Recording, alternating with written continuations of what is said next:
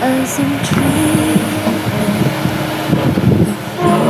tonight till tomorrow. May natawag sa phone ko. Hello? Sino to? Hello? Peking Ralph? Ano yun nangyari dun kay Ralph? Eh, kasayaw ko naman siya, diba? At saka, ba't mo ko kilala? Sino to? Ba't mo ko kinokontak? Eh, patay na yung Peking Ralph. Kasi, naging ano daw siya, naging criminal daw siya. Gusto, pinapapakita daw niya daw na mabait daw siya sa'yo. Pero, ano lang daw siya sa'yo? Pinapatay ka lang daw niya kasi namamatay yun ng tao si Ralph. Yung Peking Ralph. Kaya, wag mo na akong, kaya, wag mo na yun ka na sasama kasi namatay kasi siya. Kasi, criminal kasi siya. Kaya, gusto ka niya din patayin. Eh, ano ba kasing nangyari kay Ralph? Eh, gusto niya pa akong patayin? Bakit parang ano na? Bakit? Kasi ako siya. Eh, di ba nung first day, kasi ako siya, hindi kami maghihiwalay noon?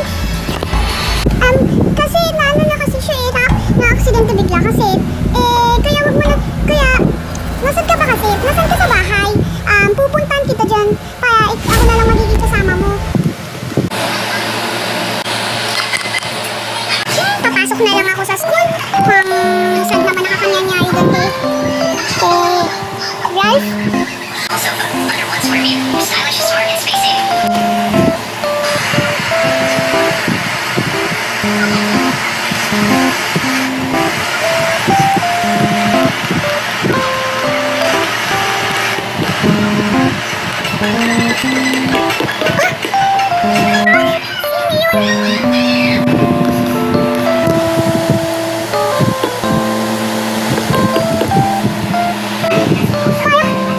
First time ko lang ma-inlove sa kanya.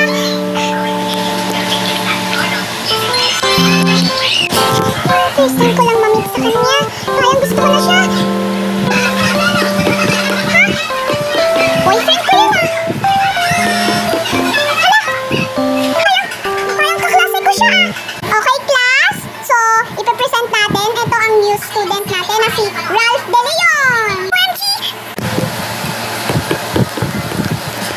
Hello po, my name is Ralph De Leon, or you can call me Mr. De Leon, or sometimes na pumapasok po ako sa school, tinutulungan ko yung parents ko, then nag-aaral ako, then nag-aano ako, then nagsasuffer ako, tapos then papasok ako sa school, and my mommy take care of me.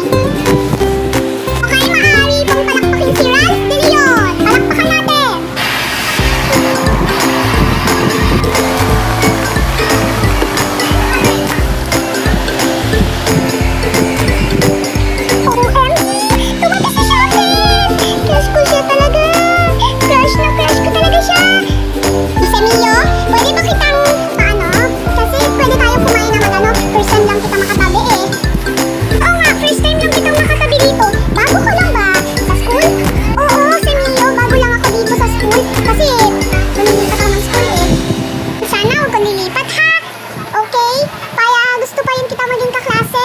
Thank you sa Mio. Basta kakain tayong dalawa tayo